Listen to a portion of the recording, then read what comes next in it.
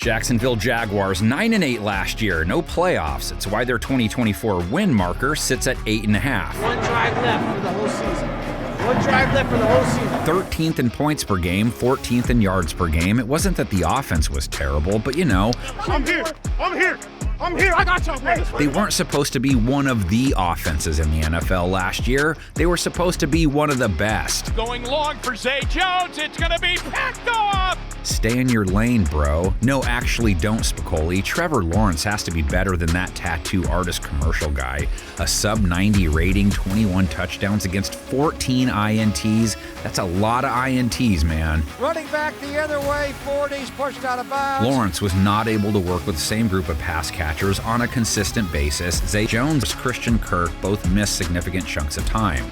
Kirk played 12 games, over 780 yards. Christian Kirk makes a catch inside the 20-yard line. Christian Kirk to the 10. Jones played the same number of games that Ferris ditched his senior year, only 300-plus yards, so they cut ties with him. Caught for the touchdown! No Calvin Ridley this year. He scratched out a 1,000-yard season, over 75 catches, 8 touchdowns. Caught Calvin Ridley! They grabbed former Bill, Gabe Davis, to take his spot, 700-plus yards and 8 TDs for him a year ago. Quick hitter to Gabe Davis on a slam! And they drafted Brian Thomas in the first round of the draft to cover for Jones. He is silky smooth, and the tracking skills down the field, that is his secret sauce. The ability to not only get up to that top speed, but locate and track the ball and make those big plays for his quarterback. They love their tight end, Evan Ingram. He made the Pro Bowl, over 950 yards, 114 receptions. That's monster. Dives for the end zone, touchdown! And Jacksonville has taken the lead. It's not that they don't have the parts, just need them to work together better. Same is true for their ETN machine. Travis cashed out with over 1,000 yards on the ground. They pitched it to Travis Etienne. Etienne in the end zone, touchdown. But just 3.8 yards per attempt. His total was very much a volume play. How much of that is on their O-line? He was a 5.1 guy as a rookie, and Jacksonville also gave up 41 sacks. That was tied for 16th. Spins out of 1 sack attempt. Now he fumbles the ball. Jags gave up a really low pressure rate, but that's because they quick passed. Second fastest last year from snap to throw. Screen to the right side. That's Dearness Johnson. All kind of running with 45. Just one change to the line added another former Bill, center Mitch Morse, who is one of the better centers in the game. Right guard Brandon Scherf, right tackle Anton Harrison, all got in full slates, but Cam Robinson, their starting left tackle, only got in 9 games. Left guard was an injury situation as well. The corner started to recover. I was like, oh no. More changes made to their defense this offseason. Made sense, being they were 17th in points per game allowed, 23rd in yards per game allowed, subpar in the red zone. We got to go make a play. Rush defense gave up 4.2 a carry, not good. Only 40 sacks for the team, 25th, and they had an elite pass rusher. Ball knocked out of the hands of Ritter. That was Josh Allen who got there, the strip sack for the best pass rusher on this field. Same deal as the offense. They don't lack star power on this side of the ball. He's not the other Josh Allen, had a breakout season with 17.5 sacks. Josh Allen got home his second sack of the game. And second-year outside linebacker Trayvon Walker also broke out, 10 bags. Allen buried Trayvon Walker. But that was kind of it. Their DTs and inside linebackers just didn't contribute in a big way on that front. Defensive tackle Roy Robertson Harris, 3.5 sacks, 34 tackles.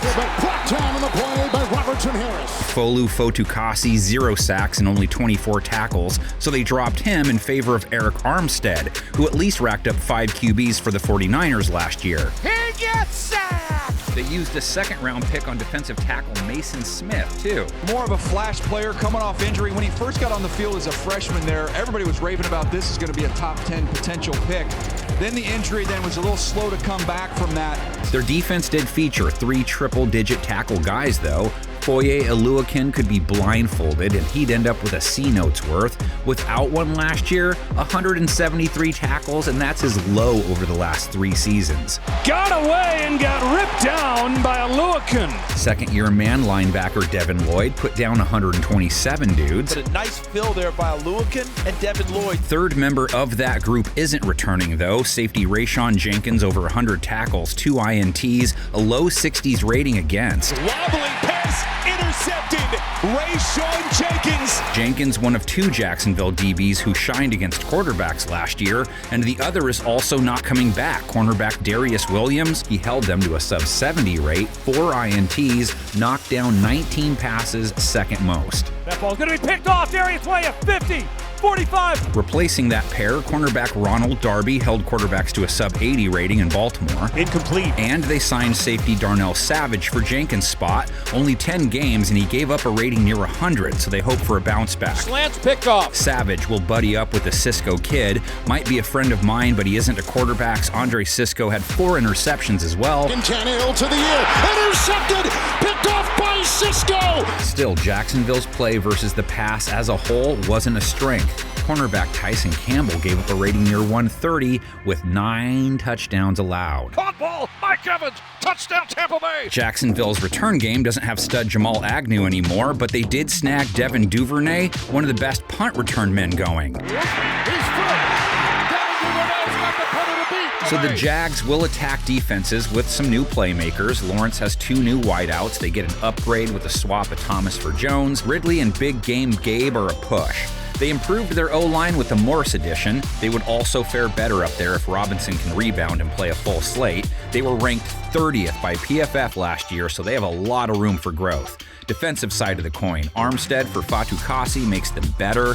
Adding Smith via the draft gives them some depth. Rest of the front 7 is pretty much the same as last year. Secondary picture, Darby and Savage added to the fold. Williams and Jenkins no longer in it. Both those trades are downgrades based on how all parties involved played last season.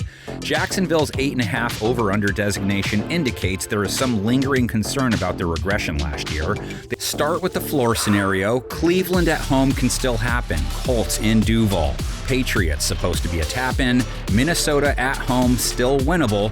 Give them a win over the Texans at home. Go get a road win in Vegas. Take the Titans at home. They only play 4 teams who aren't expected to be 500 or better, so a floor of 7-10 isn't crazy. We gotta go. Bring in Jason from the good place now. He'll add a win over Chicago, a home win over Love and the Packers, beat Rodgers at home too. Doesn't sound like a high ceiling, but like we said, really tough road slate this year. Looking inside the game preview guy bag for a guess, was off on the high side last year, that's no shock, bought into the hype, so for Duval's sake, I'll go 9-8 this season. Maybe it works the other way around too.